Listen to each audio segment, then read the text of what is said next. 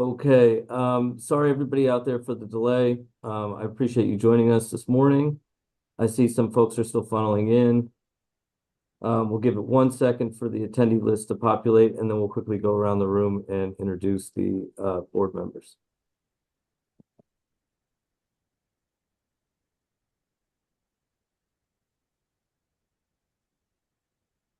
Okay, could we start with you, Jesse, please? Sure. Again, Jesse Lawrence, Director of Planning Development here in the city of Philadelphia. We'll go right around. Andrew? Morning, everyone. My name is Andrew Goodman. I work for 3rd District Council Member Jamie Gaudier here in her capacity as Chair of City Council's Committee on Housing, Neighborhood Development, and the Homeless. Thank you. Tareen? Good morning. My name is Tareen Datz, and I'm a director in the Office of Neighborhood and Economic Development within the Department of Commerce. Um, Barbara, are you there? Can you hear me? Barbara Yeah. Capozzi, private sector, Great. and waiting for spring for the market to pick up. Ryan? Ryan Ambrose, Director of the Neighborhood Preservation Initiative. And then we'll believe that's all the we'll introduce city staff. Angela? Good morning, Angela Brooks, Mayor's Office. Sorry, Stephanie? Sorry about that. I'm back. Hi, everyone. I'm Stephanie Pestle. I am in the Executive Office of the Philadelphia Housing Authority. I'm here on behalf of our Executive Director, Kelvin Jeremiah. Also waiting for spring. Sandra? Hello, I'm Sandra Milanowitz. I'm a senior program manager at the Division of Housing and Community Development. Andy? Hi, everybody. It's Andy Toy. I'm the director of the Appraisal Bias Program in Philadelphia. Thanks. Joe? Hey, I'm Joe Jampel, Director of Eviction Prevention Programs, sitting in DHCD. Myrta?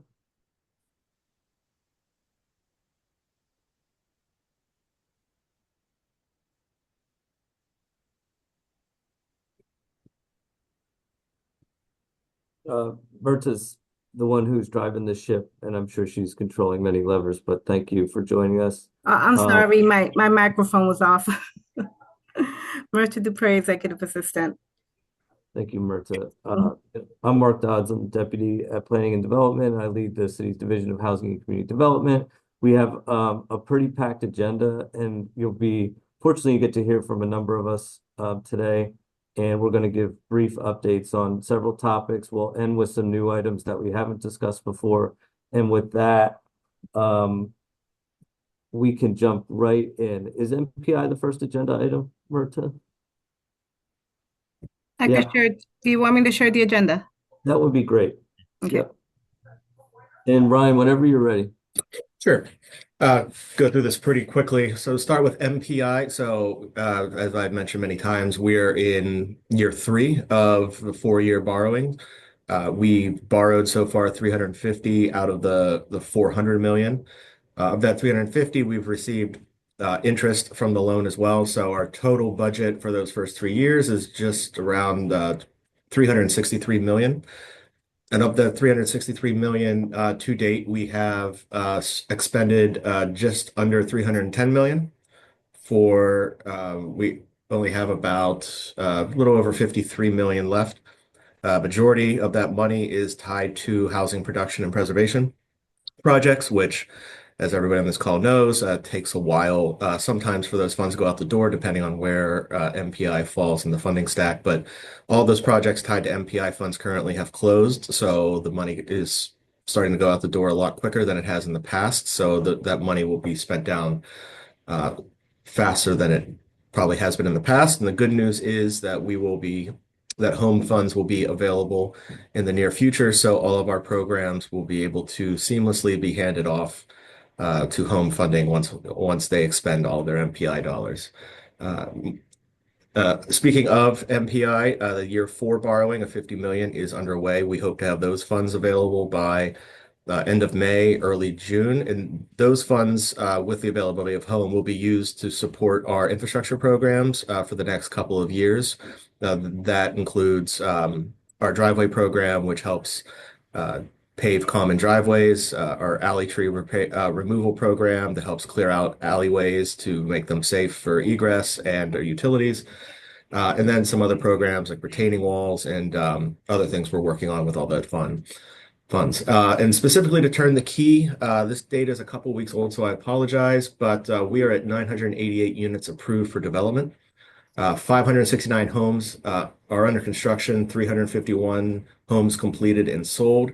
That equates to 23.6 million in turn the key mortgages committed. And the average turn the key mortgage is around $70,000. That's my update. Thank you, Ryan. We can take questions after each agenda item, so I'll open it up to any attendee. If you have a question, please put your hand up.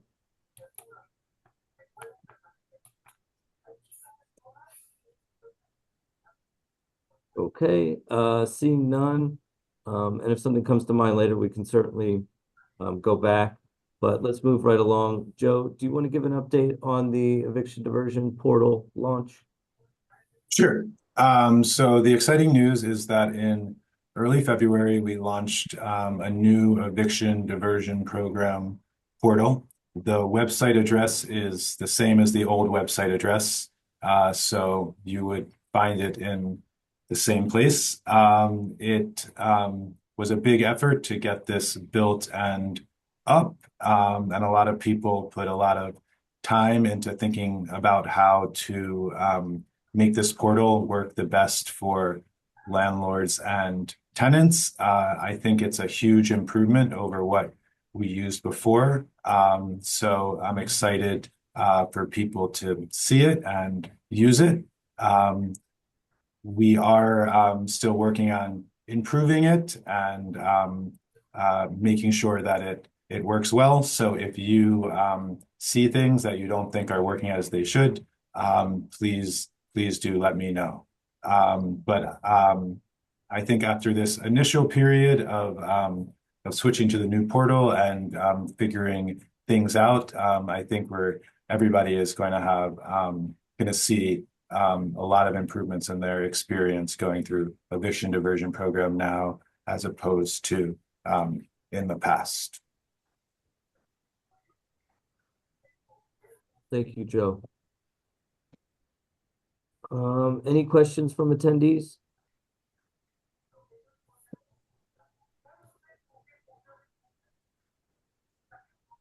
Okay.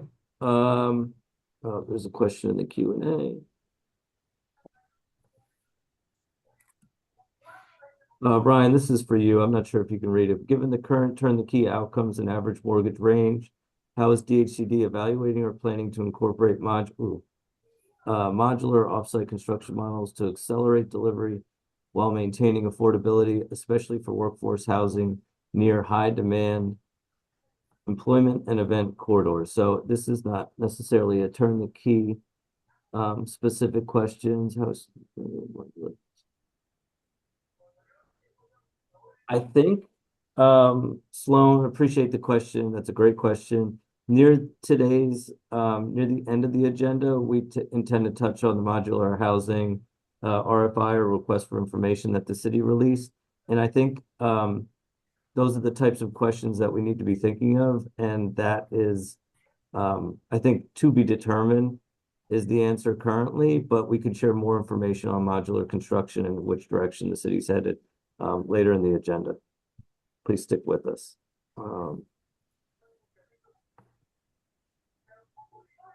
Okay, I think we'll go to as long as we can promote her.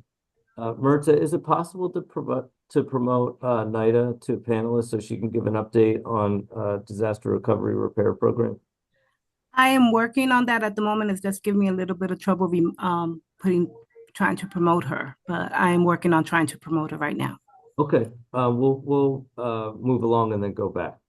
So for the next item, I see some developers in the attendee list, and I wanted to give an update on where we are with the last RFP we released. You may remember back before the end of the calendar year, we released a non-LIHTC RFP, and it's combined, it's a companion RFP along with home ARP funding for the preservation and production of affordable housing.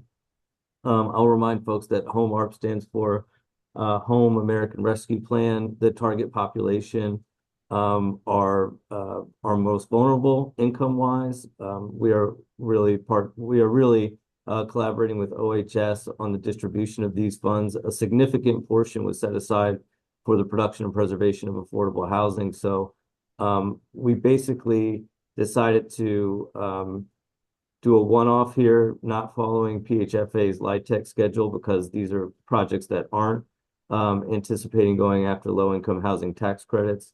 We received, I believe, 7 home ARP applications and 15 or so non-LIHTC applications. We are thoroughly reviewing those with a cross sector team, representatives from DHCD, PHDC, the Office of Homeless Services, the Commerce Department, and the Planning Commission. And we are poised to make awards and announcements closer to the end of this month or very beginning of April. Many folks also know that there is the state currently has a home RFP. We have been in close contact with them at PHFA. Applicants do have the ability to layer our local funding with the home ARPS funding from the state, and we'll be coordinated in terms of when our awards go out. And we know that their process is coming to a close, but we'll be in close connection with them to make sure that all parties are on the same page. And with that, if there are any questions related to the RFP or development, please raise your hand.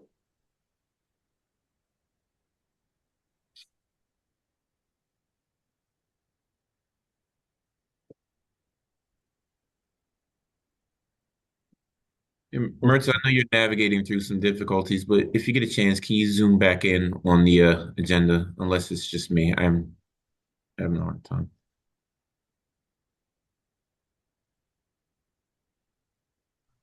Will do. Thank you. Okay.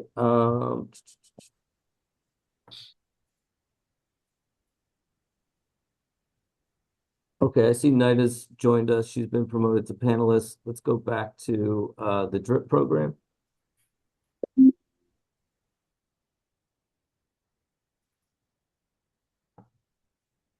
Hi, good afternoon, everyone. So the DRIP program has been moving right along since November of 2025 when the program has launched. The PHDC staff have been doing an amazing job of working to reach residents who have been on the basic systems repair waiting list, but also were identified in the FEMA list as being impacted by Hurricane Ida. So over 400 calls have been made and completed since March of this year, and over 170 expressions of interest have been received for the program. So they are currently working with a little over 100 active cases, which is meaning folks who are interested in the program but are still needing to submit documentation for the program. Some of the property inspections already began in late February of this year. So anticipated construction may start as early as April.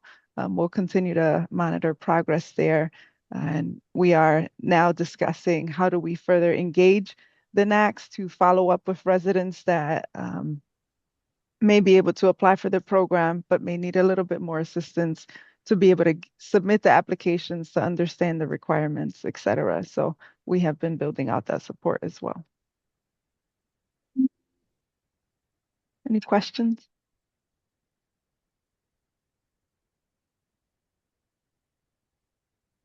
Great. Thank you, Nida. Let's move right along. Sandra, can you provide an update on the city's annual action plan? Yes. Hi, everyone. So our annual action plan is the process of putting together our plan for the next fiscal year, including the budget and an outline of how funding will be used for housing and community development programs in FY27. So we kick off the process with public hearings. This year we were able to hold 2 hearings last week, one on the 10th, March 10th in our office here, and then one on March 11th, which was virtual. And we had a number of people come and give comment about needs for housing and community development in their communities, as well as their calls to action or ideas for the next fiscal year.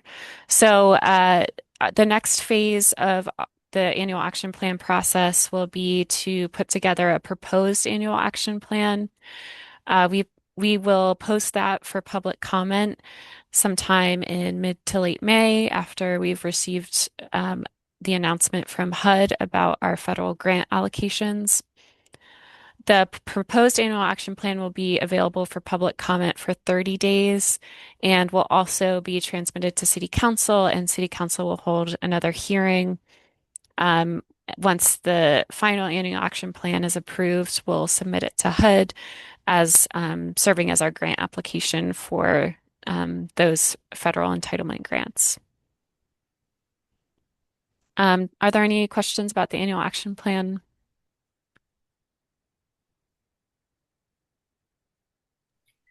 There are questions in the Q&A regarding RFPs from Vic Sauer. Are there other upcoming RFPs per agenda items?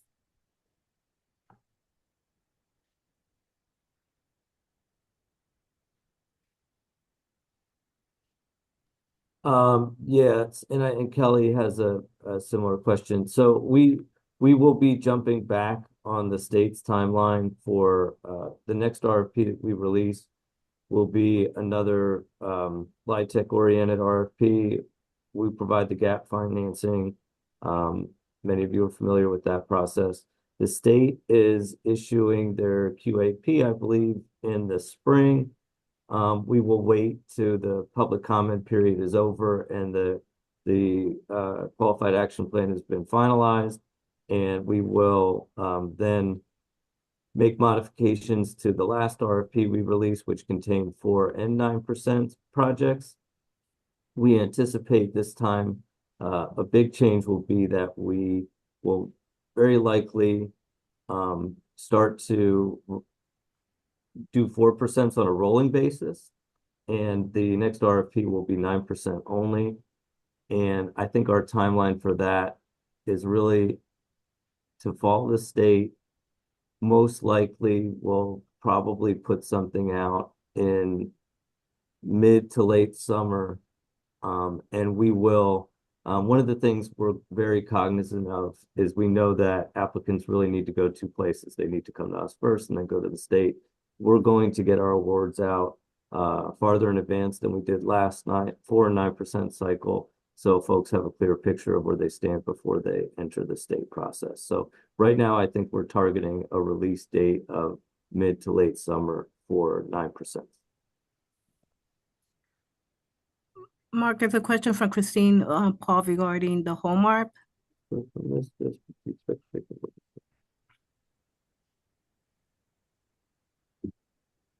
Yes. Last Housing Advisory Board meeting, I anticipated that we would stagger those awards, doing home ARP first. We were waiting in part for the home bond money to clear.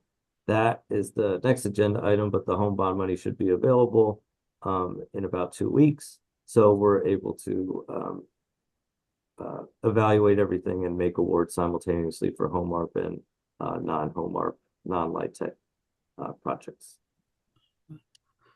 There's another question from Sloan King Wolf. Given current turnkey outcomes, how can new developers with active pipeline and PCX codes be considered for upcoming RFPs, especially when we already, have building alignment and modular offsite capacity ready to deploy? So,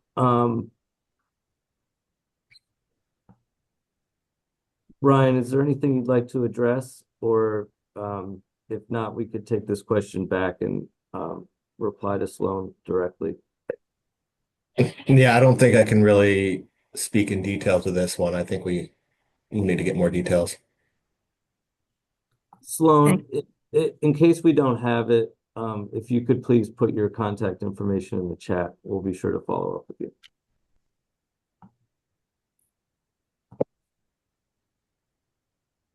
Okay, looks like those are all the questions there.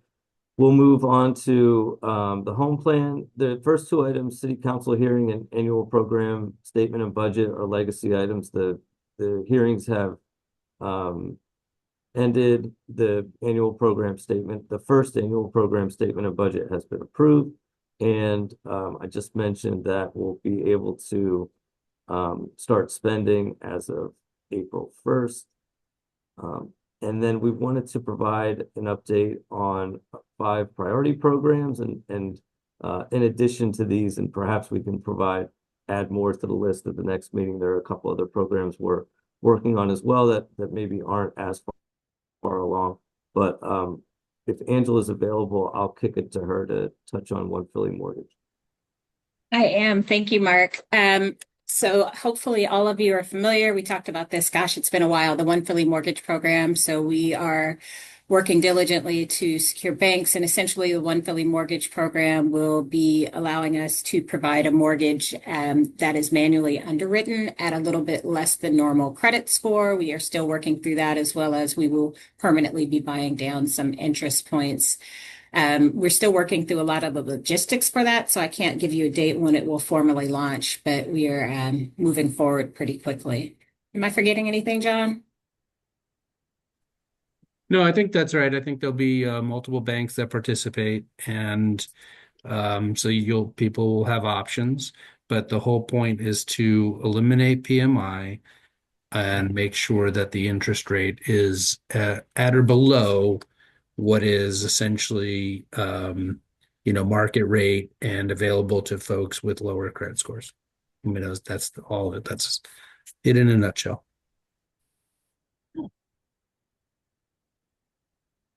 Great, thanks. That's a big one. We can pause there if there are any questions.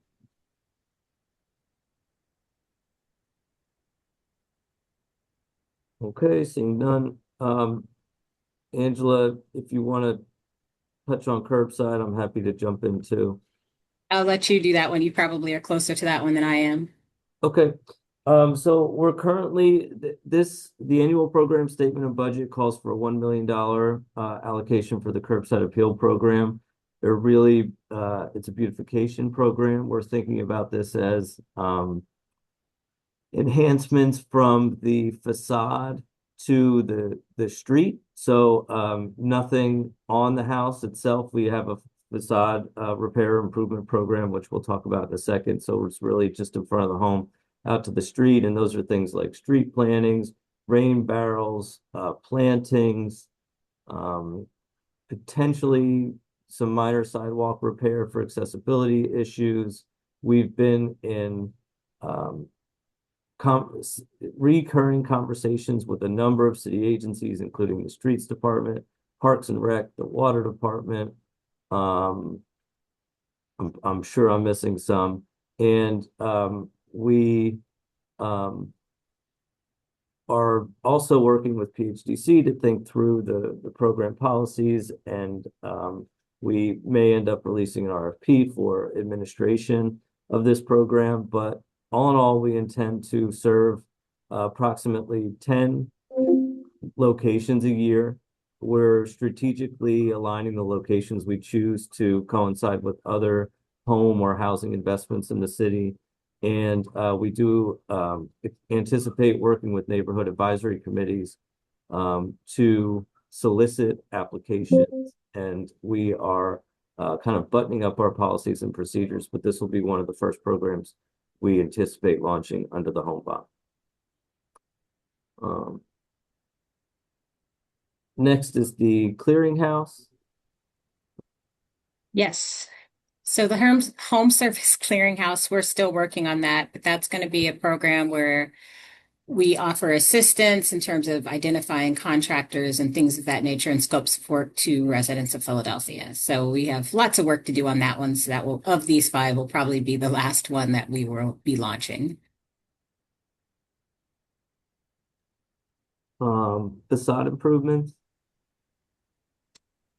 So the facade improvement program has come a long way since we last chatted about that one. That one again will be for more exterior facing buildings, things, think like brick tuck pointing, things of that nature, window replacement. We originally were thinking we would be going a route of more of some type of application, but recognizing that a lot of the folks on the L&I violation list need facade improvement. So we are going to start there. And go through that list and see if we can assist people that we know are currently getting violation notices in that capacity. So that one will be pretty ready to go pretty soon.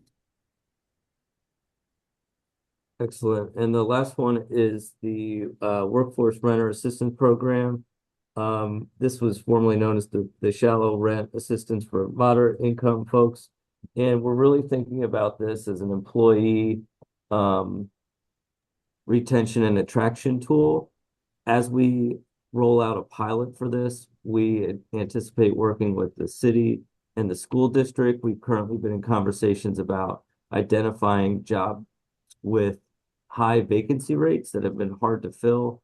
And we're thinking about this as an incentive for folks to enter the workforce, potentially move to the city.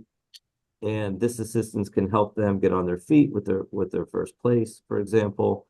And we're thinking about a direct application pipeline where new city or school district employees will be able to simultaneously apply for a job and apply for this program.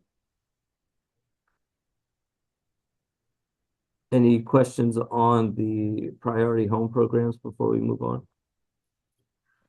Mark, there was a question regarding the facade from Brian Thomas. Will the facade improvement cover structural facade repairs as well? Potentially it will. There will be a cap to the amount that will be available. So it really kind of depends. But yes, that is the intent. Thank you. Thank you. Moving on to new business. And I know there were a few questions around modular earlier. Emily is on. Emily, can you please provide an update?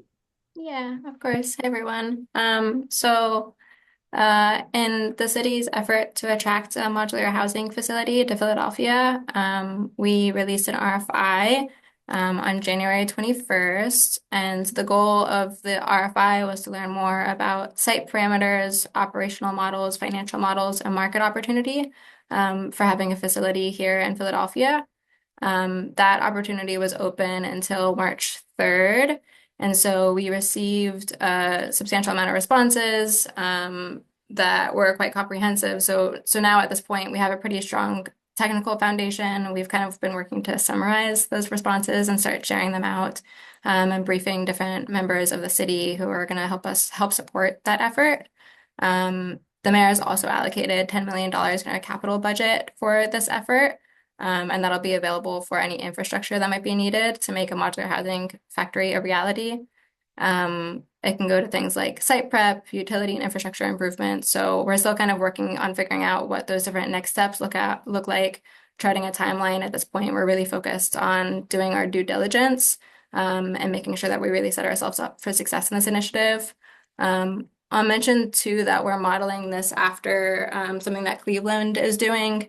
So we already met with Cleveland. We kind of got a bit of an overview of their process. What they're doing right now is they have a pilot going on. They're working with 3 different modular housing companies to build homes on city-owned land. And they're also preparing a site for a future modular housing factory. So we know that this can work, and we're just trying to figure out how it's going to work here in Philadelphia. So again, just kind of focus on due diligence at this point.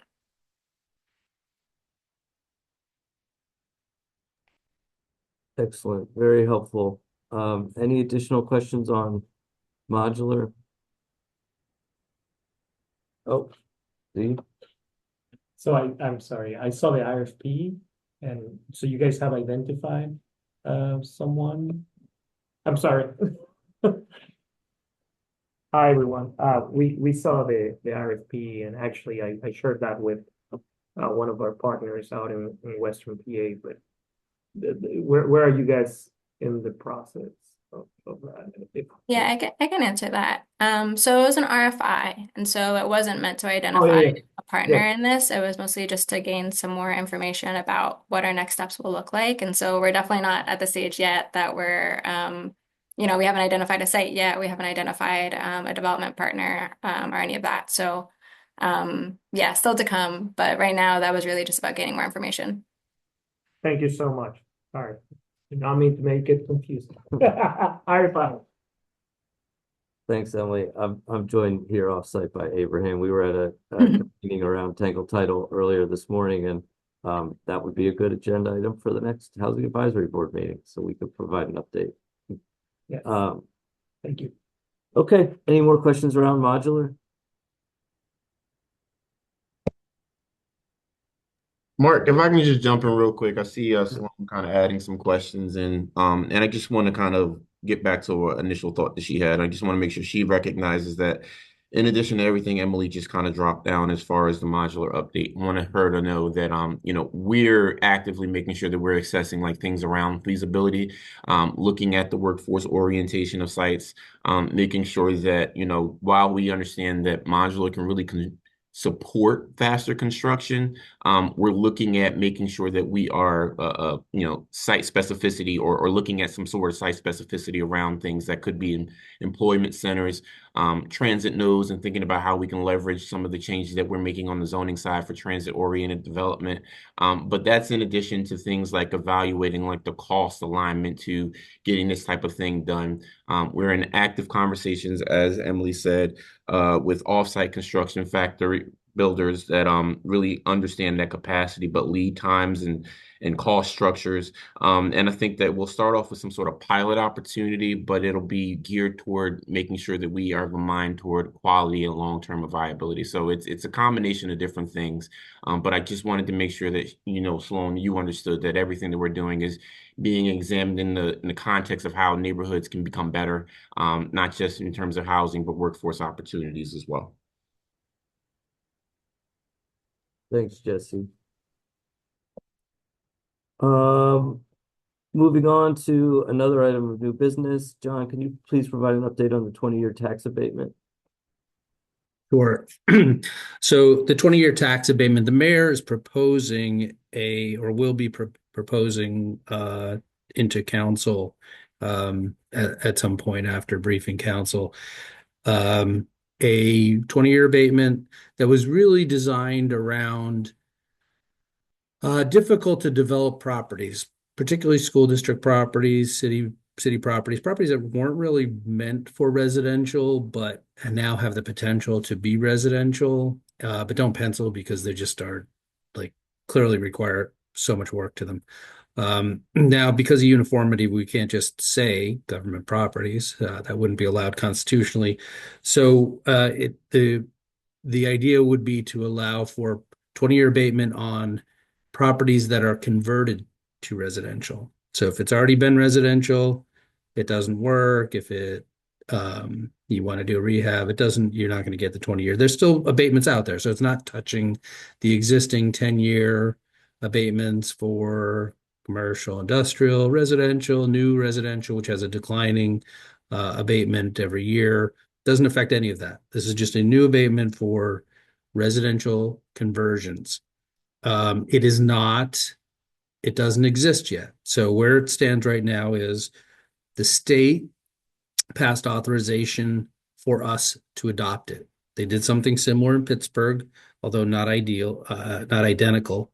And they did something for cities of the first class. So we have the authority to do it, but city council must act for it to become law. And so hence, we're working on something to bring to council and have that discussion there. So the idea would be if you're converting something into residential, particularly again, we're trying to drive towards those projects that aren't happening or difficult to happen, require huge subsidies to happen, to allow this to be a tool to help that happen, make more of them sort of feasible to occur. Thanks, John. Any questions there?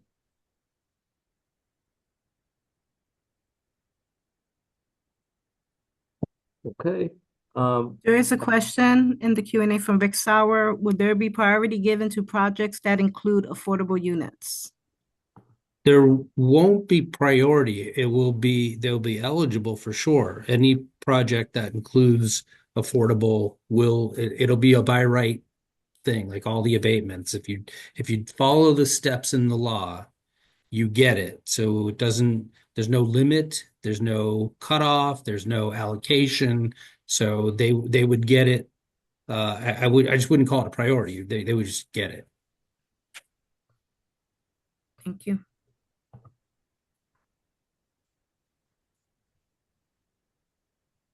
Okay. The last item on the agenda, I wanted, in case folks are unaware, there is an open house event this Saturday, the 21st from 10 to 2 at the Convention Center, solely focused on Turn the Key. So if you're interested, if your neighbors are interested, if you know that if any residents might be interested, please come out. PHDC always does a tremendous job with the events they hold, and I'm sure this will be no different.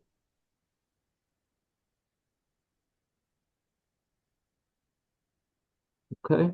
I want to thank everybody for coming. Thank you for bearing with us with the late start today. The next meeting, these are quarterly. The next meeting is in June. There also is a home advisory board that meets regularly. That group comes together monthly, and we are talking about ways in which we might be able to merge these groups. But for now, we appreciate you coming and all the great questions, and we will see you in a few months.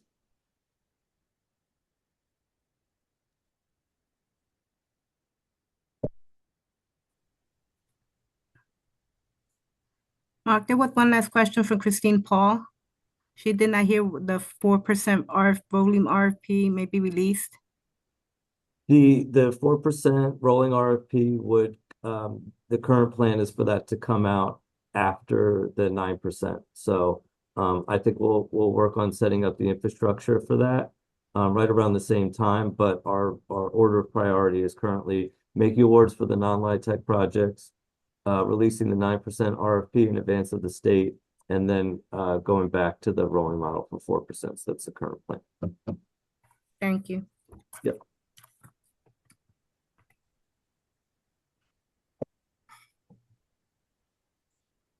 Okay.